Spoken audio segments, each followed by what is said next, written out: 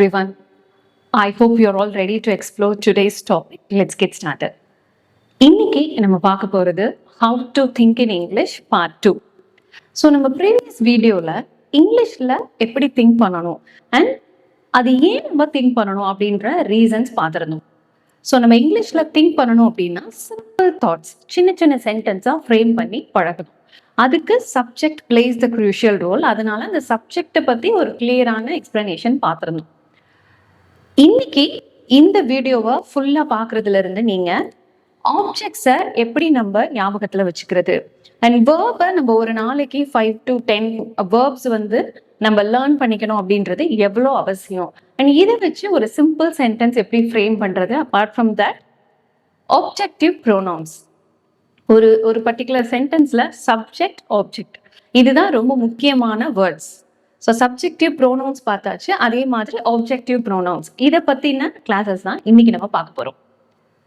So to start with objects, நம்மளை சுற்றி இருக்கக்கூடிய ஆப்ஜெக்ட்ஸ்.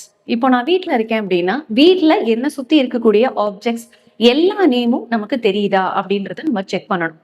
ஒருவேளை தெரியல அப்படின்னா அப்போ நம்ம டிக்ஷனரி ரெஃபர் பண்ணிக்கலாம். சப்போஸ் இப்போ நான் ஆஃபீஸில் இருக்கேன் அப்படின்னா என்னை சுற்றி இருக்கக்கூடிய எல்லா ஆப்ஜெக்ட்ஸுக்கும் இங்கிலீஷ் வேர்ட் எனக்கு தெரியுதா அப்படின்றத நம்ம செக் பண்ணணும். பை த வே, அந்த வேர்டை தெரிஞ்சுக்கிறது மட்டும் இல்லாமல் அந்த வேர்டினுடைய மீனிங் தெரிஞ்சுக்கிறது மட்டும் இல்லாமல் அது ப்ரொனன்சியேஷனும் கரெக்டாக பண்ணுறது அப்படின்றது ரொம்ப முக்கியம். ஸோ இப்போ நான் ஆப்ஜெக்ட்ஸை லேர்ன் பண்ணிட்டேன். இதை நான் எப்படி செக் பண்ணிக்கிறது அண்ட் என்னுடைய பிரெயினை நான் எப்படி ட்ரெயின் பண்ணுறது. எப்போவுமே நான் இங்கிலீஷில் ஃப்ளூவெண்ட்டாக பேசணும்னு நினைக்கும் பொழுது நான் பிரேக் ஆகிற பிளேஸ் என்ன அப்படின்னா இந்த ஆப்ஜெக்ட்ஸ் சரியான வேர்ட் நமக்கு கிடைக்காது. பட் கொஞ்சம் நேரம் கழிச்சு திங்க் பண்ணும்பொழுது இந்த வேர்ட் நம்ம ஞாபகத்துக்கு வந்துடும். இந்த டைம் டிலே இல்லாமல் நம்ம பேசணும்னு நினைக்கிறப்ப வேர்ட்ஸ் நம்ம ஃப்ளூவெண்ட்டாக பேசுறதுக்கு ஹெல்ப் பண்ணக்கூடிய ஆக்டிவிட்டிஸை தான் இப்போ நான் உங்களுக்கு சொல்ல போகிறேன். Yes, 1 minute activity. இந்த எக்ஸசைஸ் ஸ்டார்ட் பண்ணும்பொழுது உங்களுக்கு 1 minute அப்படின்றது கஷ்டமாக இருந்ததுன்னா 20 seconds உங்களுடைய மொபைல் ஃபோனில் டைமர் ஆன் பண்ணிக்கோங்க. அந்த 20 secondsல உங்களை சுற்றி இருக்கக்கூடிய ஆப்ஜெக்ட்ஸ் எத்தனை உங்களால் லிஸ்ட் அவுட் பண்ண முடியுது அப்படின்னு செக் பண்ணுங்கள். அண்ட் அதுக்கப்புறம் next day 30 seconds, 40 seconds, 50 seconds, 60 seconds. So 1 minuteக்குள்ளே உங்களை சுற்றி இருக்கக்கூடிய ஆப்ஜெக்ட்ஸை எத்தனை ஆப்ஜெக்ட்ஸ் லிஸ்ட் அவுட் பண்ண முடியுது அப்படின்றத நீங்கள் ஒவ்வொரு நாளும் செய்யணும். ஸோ ஒரு நாளைக்கு 1 minute தான் ஸ்பெண்ட் பண்ண போகிறீங்க இந்த இங்கிலீஷ்காக.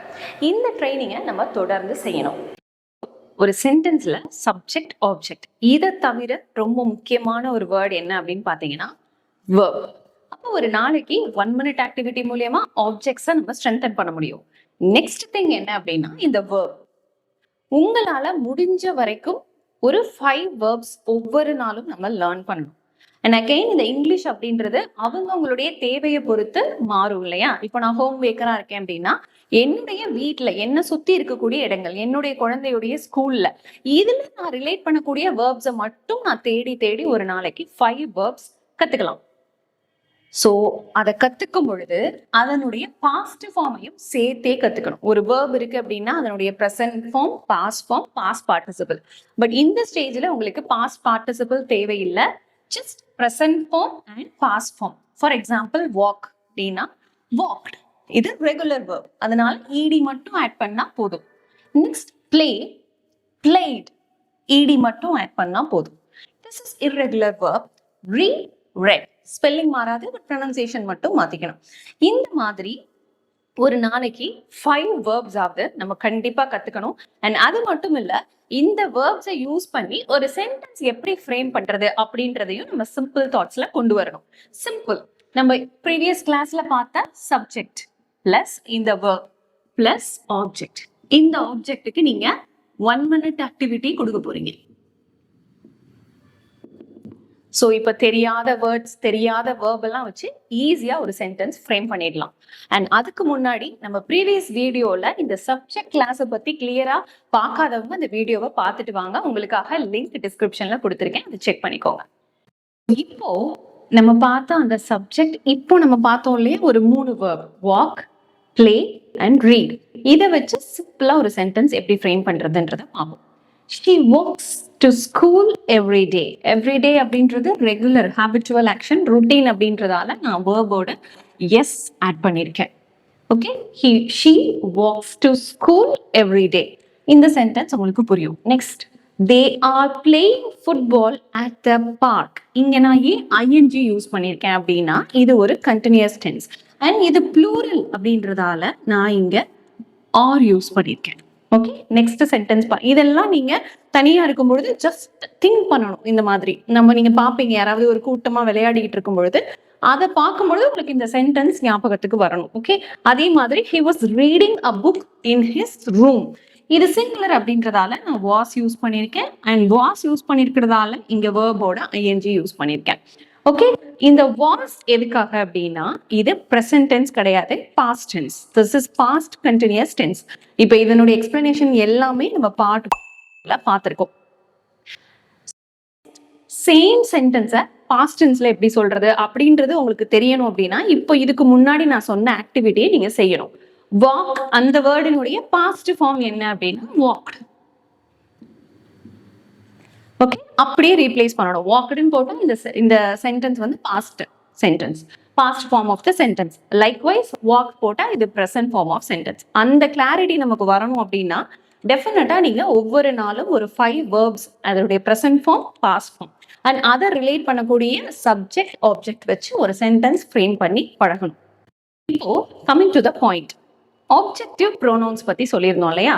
ரொம்ப சிம்பிள். என்ன அப்படின்னா இங்க இன் ஹிஸ் ரூம் சொல்லியிருக்கோம், இங்க ஹீ சொல்லியிருக்கோம், இங்க ஹிஸ் சொல்லியிருக்கோம். இது ஏன் அப்படின்றத தான் நம்ம இன்னைக்கான கிளாஸ்ல பார்க்க போறோம். ஆப்ஜெக்டிவ் ப்ரோனவுன்ஸ், சப்ஜெக்டிவ் ப்ரோனவுன்ஸ் பார்த்துருந்தோம். I, we, you, they, he, she, it, names. அதே மாதிரி ஆப்ஜெக்டிவ் ப்ரோனவுன்ஸ் அப்படின்றது என்ன? இத நீங்க ஒரு சென்டென்ஸ்ல வேர்பினுடைய ஆப்ஜெக்டா யூஸ் பண்ணிக்கலாம் அல்லது ப்ரப்போசிஷன்ஸா யூஸ் பண்ணிக்கலாம். ஃபர்ஸ்ட் ஆப்ஜெக்டிவ் ப்ரோனவுன்ஸ் என்னென்ன இருக்கு, அதனுடைய தமிழ் மீனிங் என்ன அப்படின்றத பார்த்துடலாம். அப்புறம் அது ரிலேட்டடான ஒரு எக்ஸாம்பிள் பார்க்கும்பொழுது நமக்கு கிளியரா புரியும். மீ அப்படின்னா என்னை, யூ உன்னை அல்லது உங்களை, ஹிம் அப்படின்னா அவரை, ஹர் அவளை, இட் அதை, அஸ் எங்களை, தெம் அப்படின்னா அவர்களை. ஸோ இதுதான் ஆப்ஜெக்டிவ் ப்ரோனவுன்ஸ். சப்ஜெக்டிவ் ப்ரோனவுனை எப்படி ஆப்ஜெக்டிவ் ப்ரோனவுன் ரீப்ளேஸ் பண்ணுது, அண்ட் இது ஒன்றுக்கும் ஒரே எக்ஸாம்பிள் சென்டென்ஸ் பார்க்கும்பொழுது நமக்கு கிளியரா புரியும். ஸோ இப்போ சிம்பிளான எக்ஸாம்பிள் சென்டென்ஸ் பார்த்துடலாம். Can you show me the way? உன்னால எனக்கு வழிகாட்ட முடியுமா? ஓகே, இப்போ நம்ம சில எக்ஸாம்பிள் சென்டென்ஸ் பார்த்துடலாம். Can you show me the way? ஒரு சென்டென்ஸ்ல எப்பவுமே சப்ஜெக்ட் எது, ஆப்ஜெக்ட் எது அப்படின்ற டிஃபரன்சியேஷன் நமக்கு தெரியணும். அப்போதான் அதுக்கு பொருத்தமான சப்ஜெக்டிவ் ப்ரோனவுன்ஸ், ஆப்ஜெக்டிவ் ப்ரோனவுன்ஸ் வச்சு நம்ம ரீப்ளேஸ் பண்ண முடியும். இப்போ இந்த சென்டென்ஸ்ல யூ அப்படின்றது சப்ஜெக்ட், இந்த ஆக்ஷனை செய்ய விரும்புறவங்க தான் சப்ஜெக்ட். அந்த சப்ஜெக்ட் கூட ரிலேட் ஆகக்கூடியவங்க ஆப்ஜெக்ட். இங்க நான் யூ அப்படின்றது உன்னை அப்படின்னு மென்ஷன் பண்றதால யூ யூஸ் பண்ணிருக்கேன். அகைன் மீ அப்படின்றது என்னை நம்ம இதுக்கு முன்னாடி பார்த்தோம் இல்லையா? அப்போ அதுக்கு என்ன வேர்ட் அப்படின்னா me. So can you show me the way? Next sentence பாருங்க, I will send you the information. இங்க யாரு இன்ஃபர்மேஷனை சென்ட் பண்ண போறது அப்படின்னா சப்ஜெக்ட் ஐ.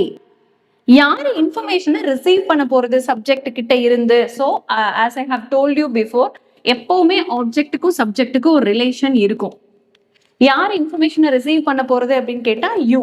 ஸோ இங்க யூ அப்படின்றதுக்கு சேம் யூ தான், சப்ஜெக்டிவ் ப்ரோனவுன்லையும் யூ தான் வரும், ஆப்ஜெக்டிவ் ப்ரோனவுன்லையும் யூ தான் வரும். அங்க சேஞ்சஸே கிடையாது. நெக்ஸ்ட் பாருங்க, we visited him in the hospital. நாங்கள் அவனை ஹாஸ்பிட்டல்ல விசிட் பண்ணோம். இங்க யார் இந்த ஆக்ஷனை செய்ய போறது, யாரு ஹாஸ்பிட்டல்ல விசிட் பண்ண போறது அப்படின்னா நாங்கள். யாரை விசிட் பண்ண போறோம் அப்படின்னா அவனை. அதனால இங்க him யூஸ் பண்ணிருக்கோம். இந்த பிளேஸ்ல he யூஸ் பண்ண கூடாது. சோ இந்த ஒரு கிளாரிட்டி மட்டும் கண்டிப்பா உங்களுக்கு வேணும். இங்க he யூஸ் பண்ணக்கூடாது, அகைன் இங்கேயும் மை யூஸ் பண்ணிடக்கூடாது. மேக்சிமம் நம்ம செய்யற மிஸ்டேக்ஸ் வந்து இதுதான். மீ போடணுமா, மை போடணுமா, இல்ல ஐ போடணுமா, யூ ஷோ ஐதர் வே அப்படின்னு சொல்லி யூஸ் பண்ணிடுவோம். ஸோ ஆப்ஜெக்டிவ் ப்ரோனவுன் அப்படின்னா கண்டிப்பா மீ தான் யூஸ் பண்ணணும். சப்ஜெக்டா இருக்கிற பட்சத்துல ஐ யூஸ் பண்ணிக்கலாம். இந்த டிஃபரன்சியேஷன் நமக்கு தெரியணும். Next, I will introduce her to my family. இங்க யார் இன்ட்ரடியூஸ் பண்ண போறது அப்படின்னா ஐ. So subject. யாரை இன்ட்ரடியூஸ் பண்ண போறாங்க அப்படின்னா அவளை, அதனால ஹர் போட்டிருக்கோம். Her to my family. It அப்படின்னா அது. சப்ஜெக்டிவ் ப்ரோனவுன்ல you, objective pronoun you. Subjective pronoun it, objective pronoun it. So subjective ப்ரோனவுன்லையும் ஆப்ஜெக்டிவ் ப்ரோனவுன்லையும் சேஞ்ச் ஆகாத ரெண்டு வேர்ட்ஸ் அப்படின்னா you and it. she found it in her bag. அவள் யாரு கண்டுபிடிக்கிறா அப்படின்னா அவள், அதனால இது சப்ஜெக்ட். எதையோ கண்டுபிடிக்கிறா இல்லையா, அதனால it.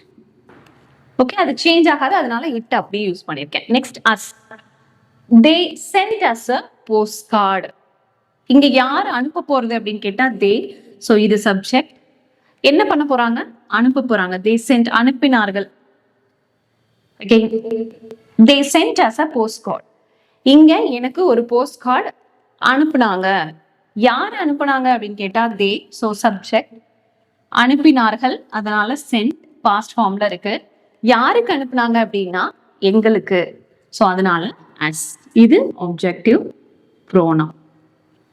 I saw them at the mall. இங்க யாரு பாக்குறாங்க அப்படின்னு, யாரு ஒரு சென்டென்ஸ்ல ஆக்ஷனை பெர்ஃபார்ம் பண்றாங்களோ அவங்கள தான் நம்ம சப்ஜெக்ட்னு சொல்லுவோம். அண்ட் யாரு அந்த சப்ஜெக்ட் கிட்ட இருந்து ஆக்ஷனை ரிசீவ் பண்றாங்களோ, வேர்ப் ரிலேட்டடான ஆக்ஷனை ரிசீவ் பண்றாங்களோ அவங்கள தான் நம்ம ஆப்ஜெக்ட்னு சொல்லுவோம். ஐ அப்படின்றது சப்ஜெக்ட், தெம் அப்படின்றது ஆப்ஜெக்ட். ஸோ இங்க ஆப்ஜெக்டிவ் ப்ரோனவுன் வச்சு ரீப்ளேஸ் பண்ணியிருக்கேன். Quick recap. இன்னைக்கு நம்ம என்னெல்லாம் பார்த்தோம் அப்படின்றத பத்தி. 1 minute ஆக்டிவிட்டி. ஒரு நாளைக்கு ஒரு 1 minute நம்மளை சுத்தி இருக்கக்கூடிய ஆப்ஜெக்ட்ஸை தெரிஞ்சுக்கிட்டு அதுக்கப்புறம் அதை ரிமெம்பர் பண்றதுக்கு பிரெயினுக்கான ட்ரைனிங்கை நம்ம கொடுக்கணும்.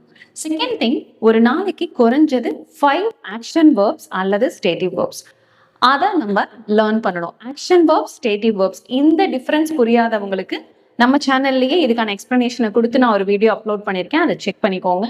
அண்ட் இந்த வேர்பினுடைய present form and past form இது ரெண்டையும் தெரிஞ்சுக்க வேண்டியது ரொம்ப அவசியம். Next, frame a sentence. ஏதாவது ஒரு சென்டென்ஸ் வந்து ஃப்ரேம் பண்ணி பார்க்கணும். நீங்க எழுதுறதை விட ஸ்போக்கன் இங்கிலீஷ்ல கான்சென்ட்ரேட் பண்ணீங்க அப்படின்னா just try to think in English. தனியா இருக்கும் பொழுது இந்த விஷயங்கள் எல்லாம் யூஸ் பண்ணி இப்போ ஒரு சென்டென்ஸ் ஃப்ரேம் பண்றதுக்கு நமக்கு என்னெல்லாம் வேணும், சப்ஜெக்ட் வேணும், ஆப்ஜெக்ட் வேணும்.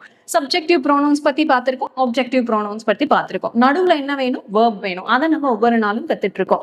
ஆப்ஜெக்ட்ல எந்த தடங்களும் இருக்கக்கூடாது, அதனால ஆப்ஜெக்டுடைய நேம் கம் ப்ரொனன்சியேஷனும் ஒவ்வொரு நாளும் நம்ம லேர்ன் பண்ணிட்டே இருக்கோம். ஸோ இந்த விஷயங்களை எல்லாம் நம்ம தொடர்ந்து செய்யும் பொழுது டெஃபினட்டா நம்ம பிரெயினை நம்மளால இங்கிலீஷ்ல திங்க் பண்ண வைக்க முடியும். ஸோ இன்னும் ஒரு 2 daysல இதை விட ஒரு எக்ஸைட்டிங்கான ஆக்டிவிட்டியோட நான் உங்களை சந்திக்கிறேன். More such updates. Subscribe and hit me a like if you like the video. Bye.